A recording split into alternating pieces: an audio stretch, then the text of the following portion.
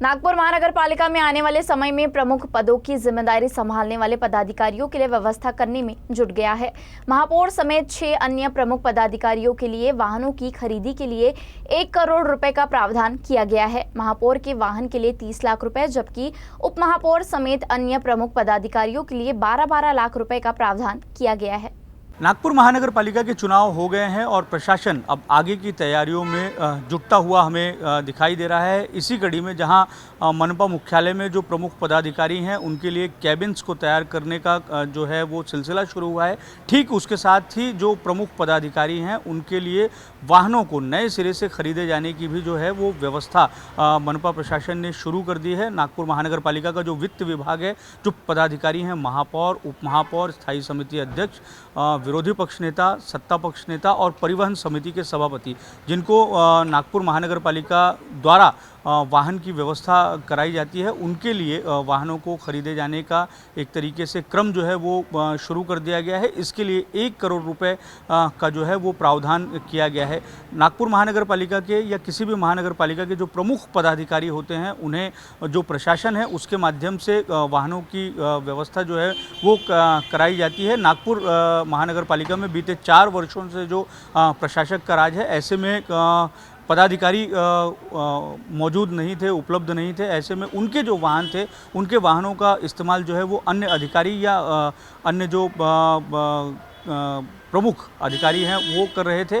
आप मेरे ठीक पीछे ये देख सकते हैं कि ये जो मनपा आयुक्त का वाहन है, ये वाहन जो है ये ख़रीदा गया था महापौर के लिए, पर चूंकि बीते 4 वर्षों से महापौर जो हैं वो है नहीं, ऐसे में ये जो वाहन है इसका इस्तेमाल आयुक्त करने लगे थे। अब जो है लोकल बॉडी बैठने वाली है, महापौर और अन्य पदाधिकारियों का चयन होगा, उनकी नियुक्ति होगी। ऐसे में उनके लिए नए सिरे से वाहनों की व्यवस्था करना ज़रूरी है। इसी के मद्देनज़र जो मनपा का वित्त विभाग है उसने 1 करोड़ रुपए का जो है वो प्रावधान किया है। प्रमुख जो पदाधिकारी हैं उनके लिए वाहनों की व्यवस्था किए जाने को लेकर, तो जो महापौर का वाहन रहेगा उसके बारे में जानकारी निकल कर ये सामने आई है कि वो नए फीचर्स का वाहन होगा और एसयूवी ये वाहन होगा। इसके लिए 30 लाख रुपए का जो है वो प्रावधान किया गया है और इस तरीके से वाहनों को खरीदने के लिए जो है 1 करोड़ रुपए का प्रावधान किया गया है। मनपा प्रशासन जो अधिकारी हैं और प्रमुख पदाधिकारी हैं उनके लिए वाहनों की व्यवस्था करता है। इसी कड़ी में जो है ये नए सिरे से जो है ये एक तरीके से प्रावधान किया गया है ताकि जो नए पदाधिकारी हैं उन्हें इन वाहनों को जो है वो उपलब्ध कराया जा सके।